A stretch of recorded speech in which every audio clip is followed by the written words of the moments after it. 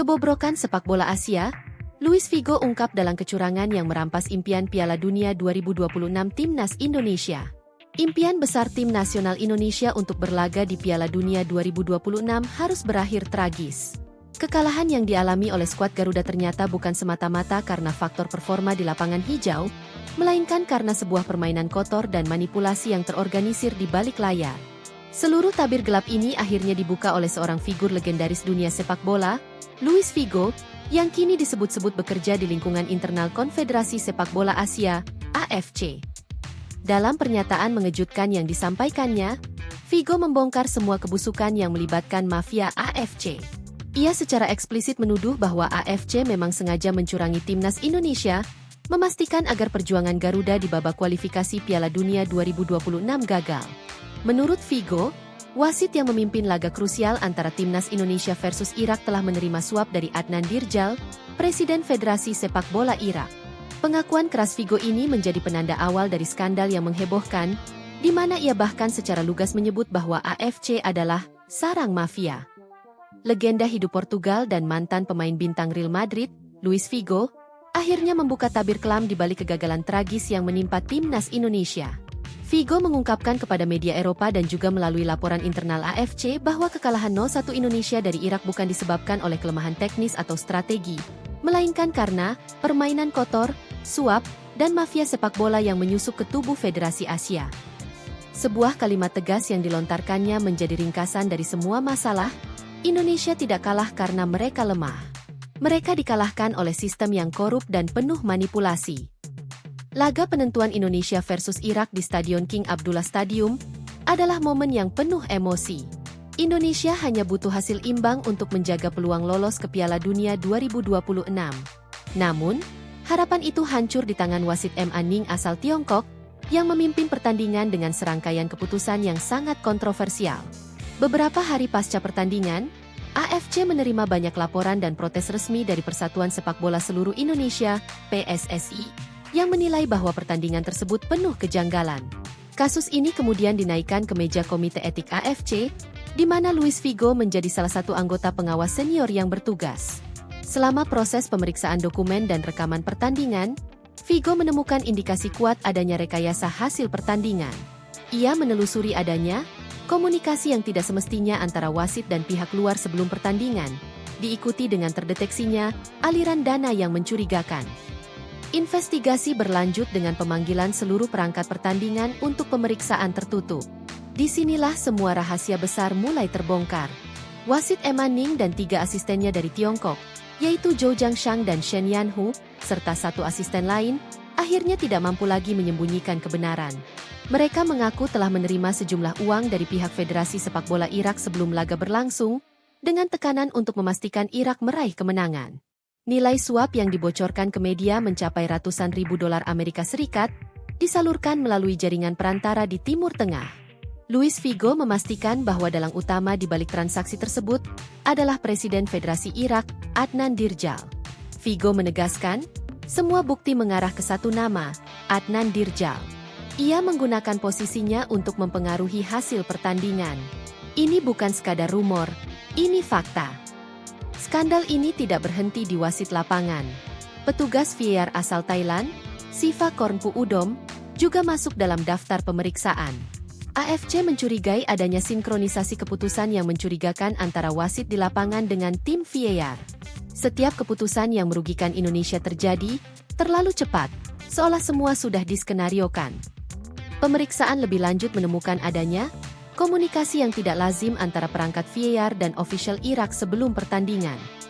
Kecurigaan ini semakin kuat ketika ditemukan bahwa beberapa keputusan krusial, termasuk tidak diberikannya penalti bagi Indonesia, tidak melalui proses pengecekan VAR sesuai protokol resmi FIFA. Luis Figo dengan tegas menyatakan bahwa Timnas Indonesia seharusnya berhak melangkah ke Piala Dunia 2026. Figo memuji Indonesia, menyebut mereka bukan tim kecil lagi. Mereka punya mental besar, organisasi yang kuat, dan dukungan rakyat yang luar biasa. Namun, ia sangat menyayangkan bahwa semua perjuangan tersebut dirampas secara kejam oleh sistem yang bobrok. Figo bahkan menjuluki Indonesia sebagai korban paling jelas dari praktik mafia sepak bola di Asia, dan meminta FIFA serta AFC memberikan perlindungan hukum terhadap tim-tim kecil. Setelah pengakuan wasit, AFC bergerak cepat. Ma Ning dan ketiga asistennya langsung ditangguhkan dari semua aktivitas sepak bola internasional, sementara Udom masih dalam penyelidikan. Figo memastikan bahwa AFC telah membentuk komisi etik khusus dan menegaskan bahwa tidak ada pihak yang kebal hukum, tidak peduli seberapa tinggi jabatannya. Bila terbukti bersalah, mereka akan dihukum seumur hidup dari dunia sepak bola. Skandal ini kini menyita perhatian langsung dari markas besar FIFA di Zurich.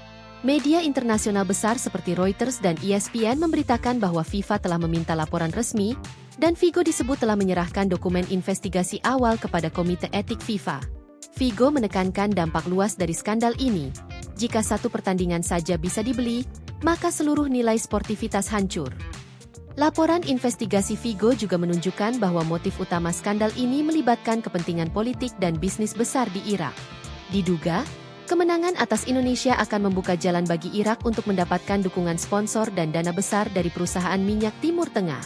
Figo menyimpulkan, inilah wajah gelap sepak bola modern. Uang berbicara lebih keras dari semangat dan kejujuran. Figo menutup dengan pesan untuk rakyat Indonesia. Rakyat Indonesia harus tahu, kalian dicurangi, bukan kalah. Dunia sekarang melihat perjuangan kalian. Ia berjanji akan membawa kasus ini sampai tuntas, sampai ke meja FIFA. Media olahraga ternama dunia, ESPN Sport, turut angkat bicara soal kegagalan Indonesia dan menyoroti dua sosok yang dianggap paling bertanggung jawab atas kekalahan dan kehancuran langkah Garuda di babak keempat kualifikasi. ESPN menyoroti wasit VAR asal Thailand, Sivakornpu Udom, dan pelatih kepala timnas Indonesia, Patrick Kluivert. Kombinasi antara keputusan wasit yang merugikan dan strategi keliru dari pelatih Belanda itu menjadi faktor utama yang menghancurkan mimpi rakyat Indonesia. ESPN menyimpulkan, Indonesia sebenarnya memiliki potensi besar, tetapi potensi itu terkubur oleh dua hal, ketidakadilan dan kebodohan taktik.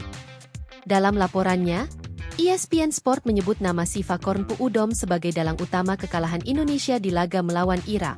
Pertandingan yang berakhir 0-1 tersebut menjadi momen paling menyakitkan karena adanya keputusan wasit yang dinilai aneh dan merugikan Indonesia secara langsung.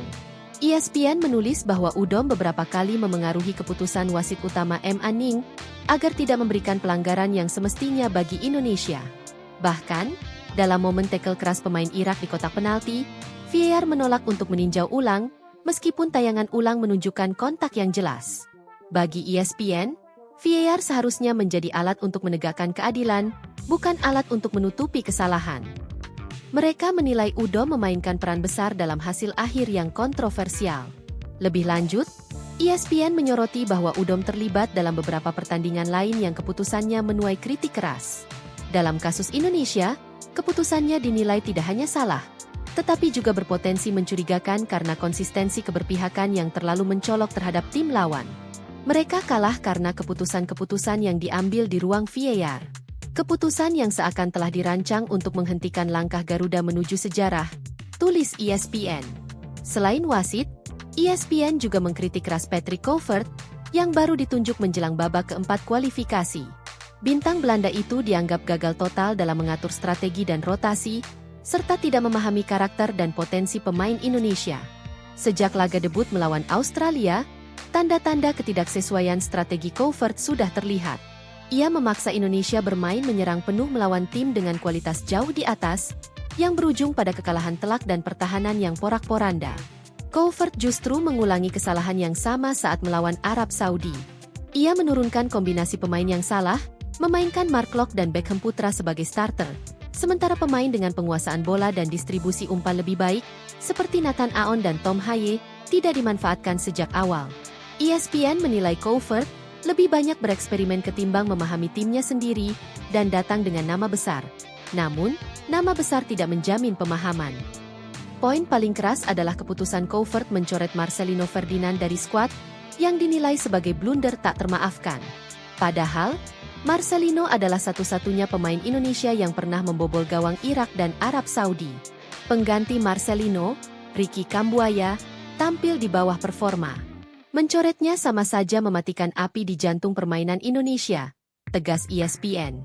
Keputusan ini menunjukkan kurangnya riset dan kepekaan Kouvert terhadap karakter pemain lokal dan pentingnya kontinuitas chemistry di tim nasional. ESPN juga menyoroti penempatan posisi Yop Sayuri yang tidak logis.